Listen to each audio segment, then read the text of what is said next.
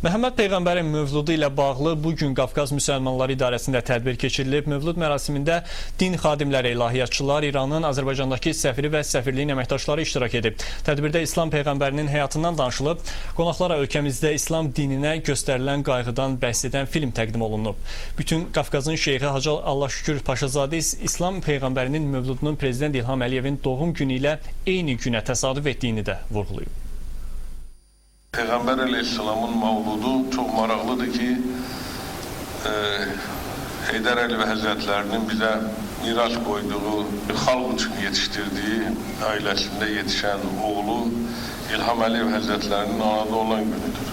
Və Peyğəmbər əleyhissalam mavluduna bugünkü günə o gəlib çatır. Ona görə də biz istərdik ki, bütün müsəlmanlar adından Peyğəmbər əleyhissalamın birinci ailəsi, Allah Teala bütün şəhidlərimizi rəhmət eyləsin və bütün əhl-i beyti Allah Teala rəhmət dəryasına qərq etsin və onunla bərabər həm də Azərbaycan xalqına və Prezident İlham Əliyev Həzrətlərinə, onun ailəsinə, Mehriban xanıma xoşbəxtlik arzu eləyək.